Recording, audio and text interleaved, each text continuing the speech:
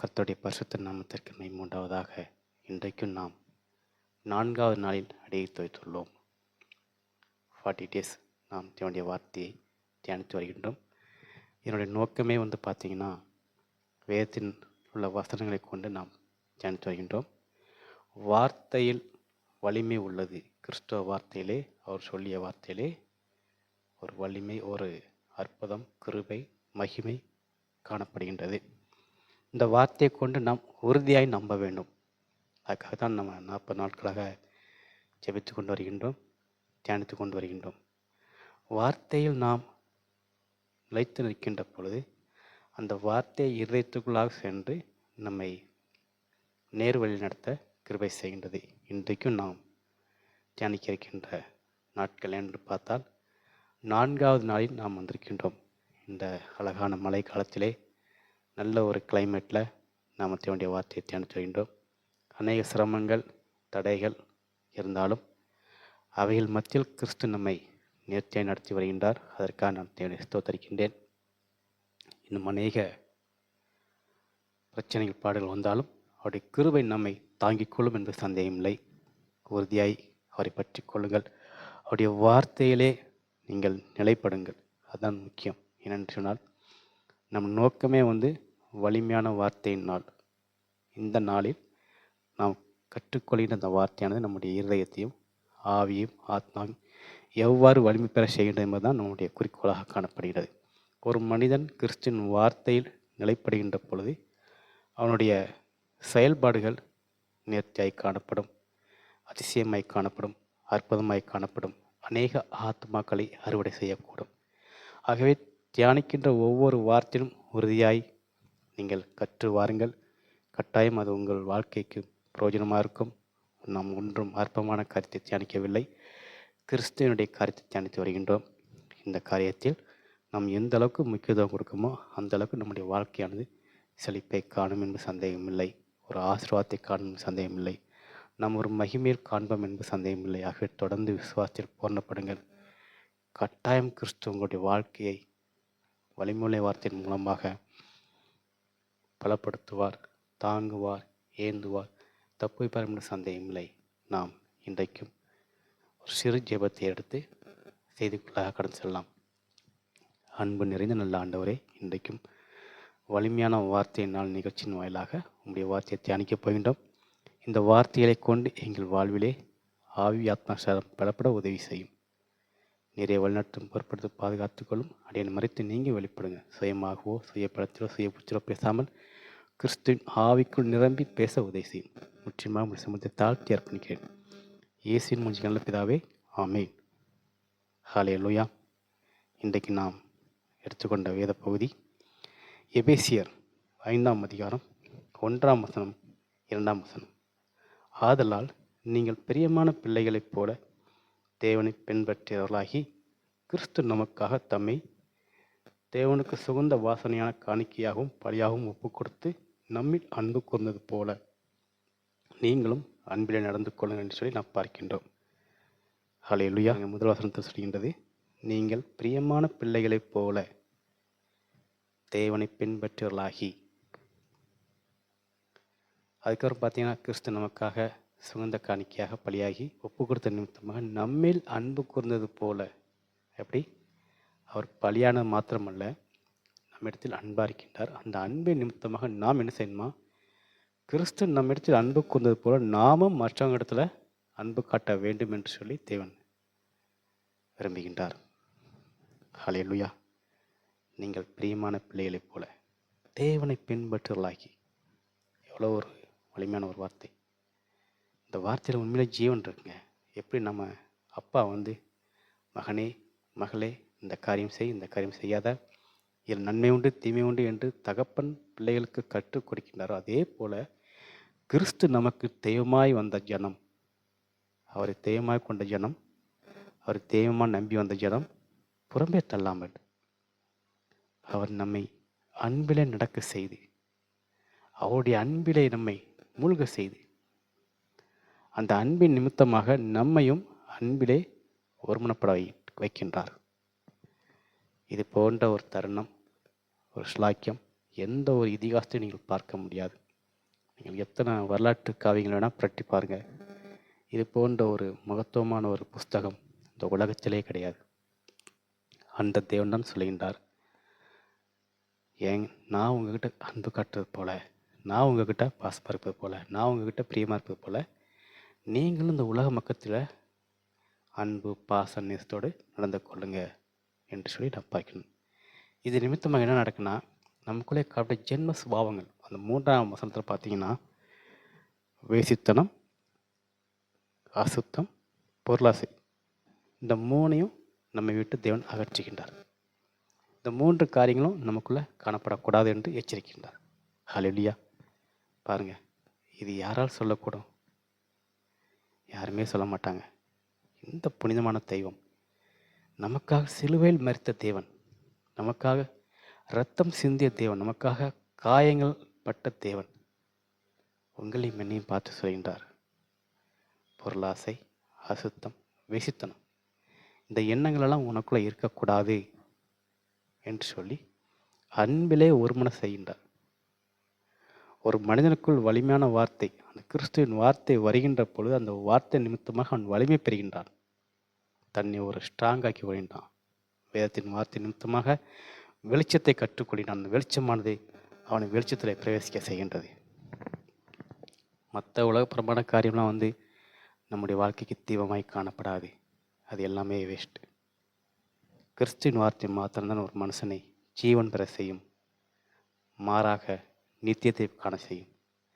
வேறு எந்த விதமான மோட்டிவேஷன் வார்த்தை நீங்கள் பார்த்தாலும் அது ஜீவன் பெற செய்யாது, அது உங்களை நித்தியத்துக்கும் கொண்டு செல்லாது. கிறிஸ்துவின் வார்த்தை மாத்திரம்தான் ஜீவன் பெற செய்யும், பிழைக்க செய்யும், நித்தியத்துக்கு நேராக கொண்டு செல்லும்.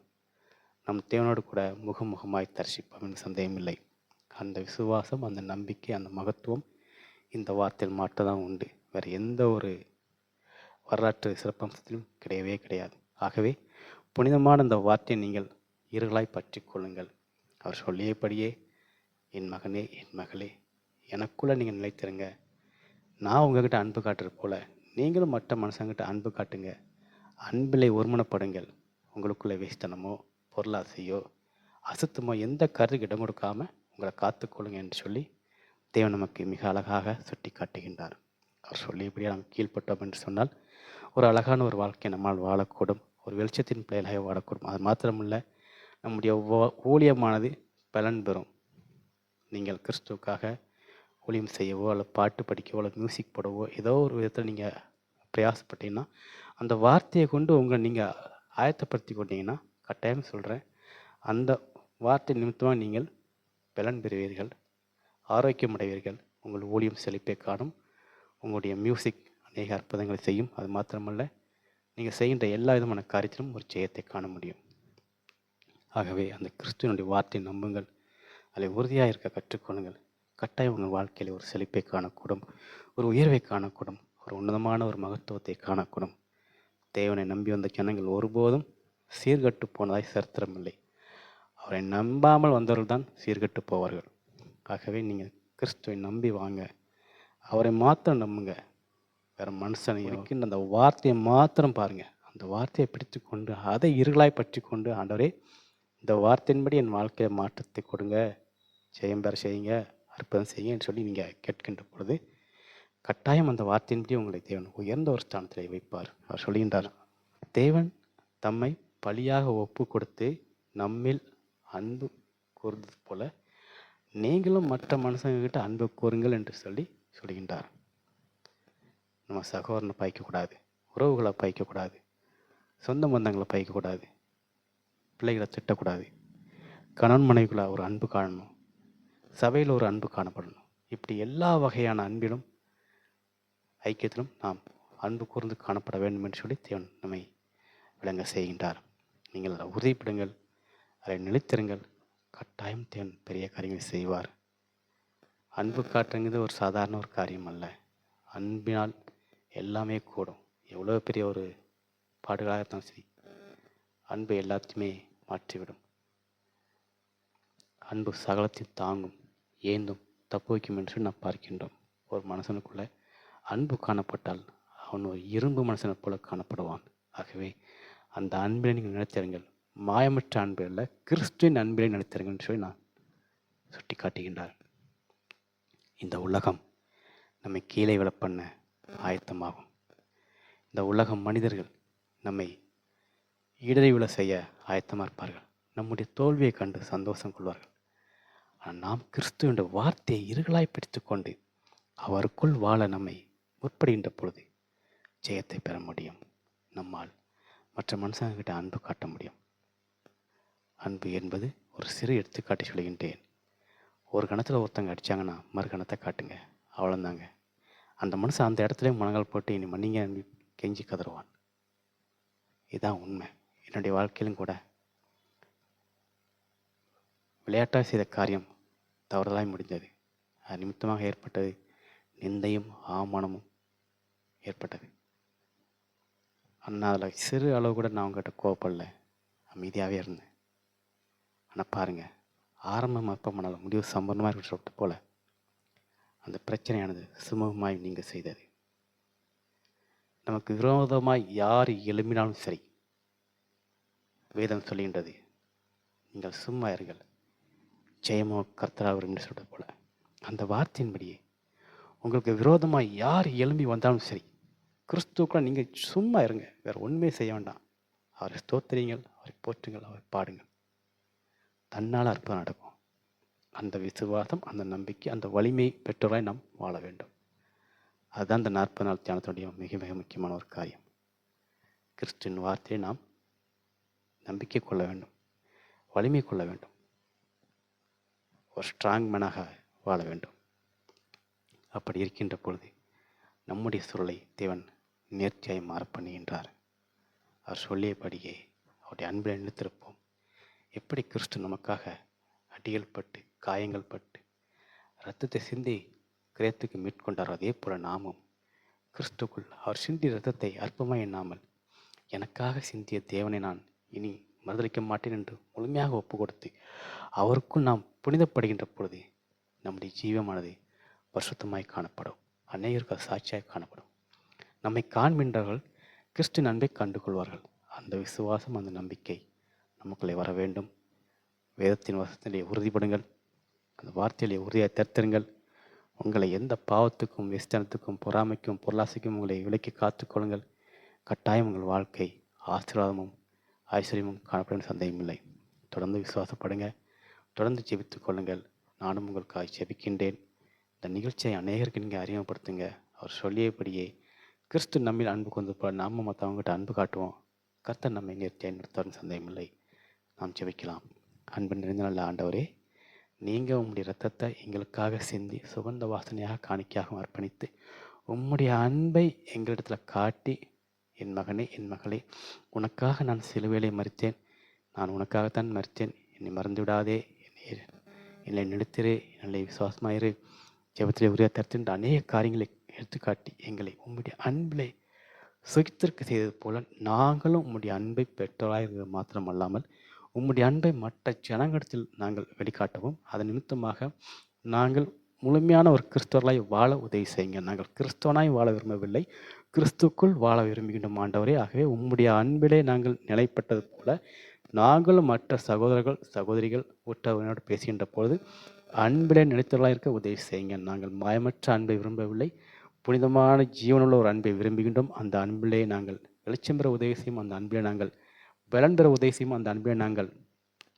அற்புதத்தை காண உதவி செய்யும். தகப்பனே, நீர் எங்களை தாங்கி நீர் ஏந்தி நீர் சுமக்கின்றே தப்பு வைக்கின்றே சுவாமி. எங்களுக்காக இம்மட்டும் யுத்தம் செய்து கொண்டே வருகின்றே எங்கள் கர்த்தாவே, நாங்கள் உண்மை மறக்கதில்லை சாமி. எங்களை விட்டுவிடாதீங்க, எங்களை கரம்பட்டி தூக்குங்க. இந்த நிகழ்ச்சியை பார்க்கின்ற கேட்கின்ற ஜனங்கள் அவருடைய மன விருப்பத்தின்படியே சந்தோஷமும் சமாதானம் நிச்சய மகிழ்ச்சியும் பெற்றுக்கொள்ள உதவி செய்யுங்க தகப்பனே. யாரும் சீர்கெட்டு போகக்கூடாது. உங்களுடைய ரத்தத்தெல்லாம் மீட்கொண்டது போல இன்னும் உண்மை ஏற்றுக்கொள்ளாமல் இருக்கின்ற ஒவ்வொரு ஜனத்தையும் உங்களுடைய ரத்தத்தெல்லாம் மீட்கொள்ளுங்க. இந்த நிகழ்ச்சி தொடர்ந்து நடக்க உதவி செய்யுங்க. அதற்கு நல்ல பலன், சுகம், ஆரோக்கியத்தை கொடுத்து நடத்துங்க. தடைபடக்கூடாது. அதுக்கு நேர்த்தியான எல்லா தேவைகளும் சந்தித்து கொடுங்க. நீங்கள் தான் அதுக்கு வழிவாசல் திறந்து கொடுக்கணும். உங்களுடைய பிள்ளைகள், நிகழ்ச்சியை பார்க்கின்ற பிள்ளைகள் என்னென்ன எண்ணத்தோடு தப்பு நிகழ்ச்சியை பார்க்கின்றார்களோ அது அப்படியே ஆகும், ஆக செய்வீராக. இதை வழிநடத்தும் பொறுப்படுத்தி பாதுகாத்துகளும் உமக்குள்ளே உண்மையோட ஒத்துமத்தோடு வாழ உதவி செய்யும். இயேசு முஞ்சிக்கனால பிதாவே, ஆமீன். கர்த்தர் தொடர்ந்து உங்களை ஆசைப்பாராக. ஆமேன்.